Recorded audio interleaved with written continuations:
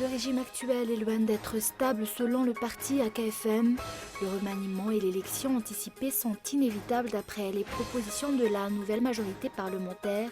Ces grandes idées sont avancées par l'Armada comme des préalables à l'élection communale. 8 des 12 employés de la compagnie Air Madagascar bénéficient de la levée des sanctions décidées par le nouveau conseil d'administration. Radra Barla, les 3 autres délégués du personnel n'en font pas partie. Un attentat au Caire en Égypte, le consulat italien a été fortement endommagé.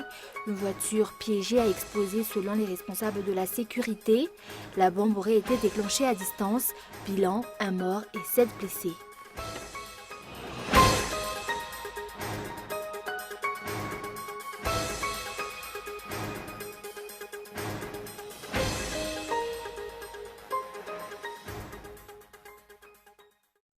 Bonsoir à tous et bienvenue dans ce journal. À la une des actualités de ce jour, le régime actuel est loin d'être stable selon le parti AKFM. Le remaniement et l'élection anticipée sont inévitables d'après les propositions de la nouvelle majorité parlementaire. Ces grandes idées sont avancées par l'Armada comme des préalables à l'élection communale. Après les turbulences institutionnelles vécues par le pays récemment, la stabilité est encore loin d'être garantie selon le président national de la KFM, Éric Rakoutoumang. Ce parti politique épouse le point de vue des 95 députés constituant la NMP. Pour assurer la stabilité et le retour à l'état de droit, le remaniement ou le changement de gouvernement est incontournable avant les communales. D'ailleurs, pour la KFM, tout le monde devrait se préparer à des élections anticipées. En effet, ce serait la seule issue possible pour la crise institutionnelle. Pourtant, le régime Radonarmampian fait un forcing pour la tenue des communales, des élections qui pourraient entraîner une explosion sociale vu sa mauvaise préparation. Quant à Azon Arvel, président du parti Malagas Miramieng, déclare que toutes ces propositions font partie des grandes idées de l'Armada lors de leur rencontre avec le président de la République. C'est au chef de l'État qu'incombe leur concrétisation, déclare-t-il. Mais toutes les règles du jeu dans le respect de la Constitution devront être priorisées. Mais jusqu'ici, le pouvoir fait la sourde oreille et la rencontre serait peut-être traînée jusqu'au 31 juillet, jour du scrutin des communales. Et on dira ce jour-là que ceux qui expriment leur opinion sont des fauteurs de troubles. Et sur le plan économique, 8 des 12 employés de la compagnie Air Madagascar bénéficient de la levée des sanctions décidées par le nouveau conseil d'administration. Radra Barla, les 3 autres délégués du personnel n'en font pas partie. Et l'enquête parlementaire sur l'affaire Air Madagascar débutera bientôt, explique le député Razaf Tsiandjof à Brunel. Reportage. Radra Barlal et les 3 autres délégués du personnel ne sont pas concernés par la déclaration du nouveau président du conseil d'administration hier, notamment sur la levée des sanctions. Jusqu'ici, ces derniers ne sont plus considérés comme des employés de la compagnie. Ils sont encore sous le coup du licenciement décidé par la dernière direction générale. Ils attendent la décision de la justice, explique-t-il. L'enquête parlementaire sur l'affaire Hermad de son côté débutera bientôt, explique le député Brunel Razaf Tsiandjof, une enquête menée par 10 députés et des experts. Jusqu'ici, d'après les explications du nouveau président du conseil d'administration d'Air Madagascar, un audit financier et de gestion seront bientôt menés au sein de la compagnie. Les manifestations des employés de leur côté se poursuivent. Les décisions du conseil d'administration ne sont que des mesures d'apaisement, explique le porte-parole des employés, Radra Barlal. Les dettes de 2 milliards d'ariages seront épongées par le trésor public.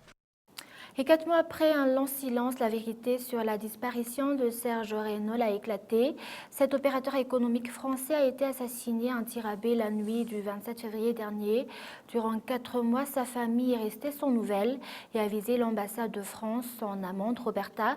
L'une des accusées a été contrôlée depuis son départ de l'île Maurice et convoquée le soir même pour une enquête à la brigade criminelle. 700 € et 5075 roupies ont été découverts dans ses bagages, ainsi qu'une carte bancaire au nom de Serge Reynol ainsi qu'un pistolet avec quelques balles. Un dénommé Eri était parmi les complices. Il est présumé comme celui qui a tué Serge Reynol à coups de couteau. Le lendemain, ils ont enterré le corps dans un vieux puits à Tarasso-Chantirabé et Eri et Roberta sont actuellement placés sous mandat de dépôt. Et actualité sociale, des légumes sont actuellement bradés. Le prix actuel tourne autour de 100 arrières contre 500 arrières 2 mois avant. Et par contre, on a pu constater une baisse dans l'exportation de légumes les 6 derniers mois par rapport à 2014. Selon les statistiques officielles et en termes de qualité, nos légumes n'arrivent plus à remplir les conditions exigées par le marché international. Reportage. Des légumes inondent actuellement les marchés, en plus elles sont vendues à prix bradé. Des paysans et des marchands avouent que leurs produits ne se vendent plus. D'après les statistiques de la douane, l'exportation des légumes pendant les 6 premiers mois de l'année 2015 est en baisse par rapport à 2014. On a pu enregistrer 339 000 tonnes en 2014 contre 37 000 tonnes cette année. Nos légumes ne répondent plus aux exigences du marché international en termes de qualité. C'est la raison la mévente des légumes dans le marché local, ainsi que la faiblesse de leur prix. Par exemple, 1 kilo de carottes coûte actuellement 300 arrières contre 200 000 arrières il y a 2 mois. La tomate, autrefois à 1000 arrières le kilo, est descendue à 400 arrières. La pomme de terre que l'on achetait à 1500 arrières le kilo coûte actuellement 400 arrières. Et les braies de 500 arrières auparavant peuvent être achetées à 50 arrières. Et les dépenses scolaires représentent la grande annuelle charge pour les parents. Une des raisons qui les conduit à mettre la pression sur les enfants, les parents pour de bons résultats. Et par ailleurs, des écoles ont recours au système des primes scolaires. L'objectif est de doper les élèves, mais aussi pour donner une meilleure image de l'école elle-même. Reportage de Gaëtan Djanslav. Les primes scolaires varient d'un établissement à un autre. Les voyages sont les plus courants pour les écoles françaises, mais les fournitures scolaires ou le paiement total des frais de scolarité figurent aussi parmi les formes de récompense. Les reconnaissances peuvent aussi émaner des associations de parents d'élèves. Actuellement, les parents promettent à leurs enfants de belles vacances, mais cette solution est désormais hors de portée des familles moyennes. Oui, c'est sûr. S'il n'a pas eu le prix, j'annule les vacances. Hein. C'est clair, c'est une sorte de pacte de performance à la maison. Et je pense que c'est comme ça qu'on va avancer. Et aussi parce que j'avais envie d'avoir un prix et je vais faire aussi Ouais, je vais partir, oui. En France. Tout comme Mathieu, les enfants donnent tout au long de l'année le meilleur d'eux-mêmes pour de bons résultats satisfaisants pour l'année. Tout échec impacte ou handicape psychologiquement l'élève. Il en est de même pour les promesses non tenues des parents. Ces effets néfastes affectent plus les moins de 13 ans. De nos jours, les frais de scolarité pour 1 ou 2 enfants représentent d'énormes dépenses pour la famille moyenne. D'où les propositions des parents se basant toujours sur les promesses de grandes vacances en province ou à l'étranger. International, un attentat au Caire en Égypte, le consulat italien a été fortement endommagé. Une voiture piégée a explosé. Selon les responsables de la sécurité, la bombe aurait été déclenchée à distance et bilan 1 mort et 7 blessés. France 24. Des pans de murs arrachés, des fenêtres soufflées. Sur la façade du consulat italien, en plein centre du Caire, les marques de la violence de l'explosion. J'habite le quartier, je dormais quand vers 6h30 on a entendu une grosse explosion qui nous a réveillés. Toutes les fenêtres de la maison se sont brisées et des morceaux du haut du consulat sont tombés sur des gens et les ont blessés. Une voiture piégée serait à l'origine de l'attentat. Le ministre italien des Affaires étrangères a immédiatement réagi en déclarant que son pays ne se laisserait pas intimider. Depuis la destitution par l'armée du président islamiste Mohamed Morsi en juillet 2013, les groupes djihadistes multiplient les attaques contre les forces de l'ordre. Les plus meurtrières ces 2 dernières années ont été perpétrées dans le nord du Sinaï, mais la capitale et les villes du delta du Nil ne sont pas épargnées. Le 29 juin dernier, le procureur général a été assassiné au Caire dans un spectaculaire attentat à la bombe. Les groupes djihadistes disent agir en représailles à la sanglante répression contre les pro-Morsi menée par le président Al-Sisi. 1400 personnes, en majorité des manifestants islamistes, auraient été tuées en 2 ans. Des centaines d'autres ont été condamnées à mort après des procès de masse expéditifs. Et la Chine se prépare à l'arrivée d'un puissant typhon qui se dirige vers Shanghai. Près d'1 million de personnes ont été évacuées. Ce typhon a déjà balayé l'archipel japonais. Les vents soufflant à plus de 113 km/h ont fait 5 morts en Philippines. France 24. Le parapluie, lui, est à proscrire tant les bourrasques de vent sont trop importantes. Voilà pour le décor.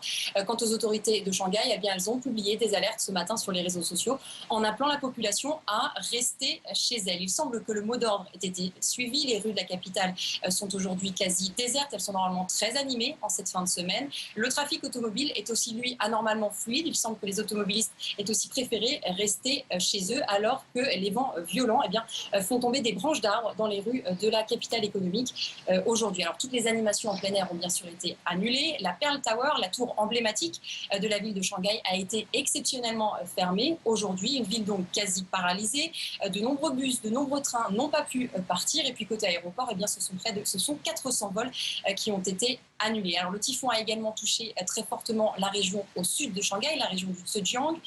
1 million de personnes ont été déplacées. On a vu ces derniers jours eh bien, des supermarchés pris d'assaut par une population inquiète qui est venue faire des provisions pour cette tempête qui pourrait être effectivement l'une des plus importantes en Chine depuis ces 60 dernières années. Et un rappel des grands points développés dans ce journal, le régime actuel est loin d'être stable selon le parti AKFM. Le remaniement et l'élection anticipée sont inévitables d'après les propositions de la nouvelle majorité parlementaire. Et 8 des 12 employés de la compagnie Air Madagascar bénéficient de la levée des sanctions décidées par le nouveau conseil d'administration. Radra Barla, les 3 autres délégués du personnel n'en font pas partie.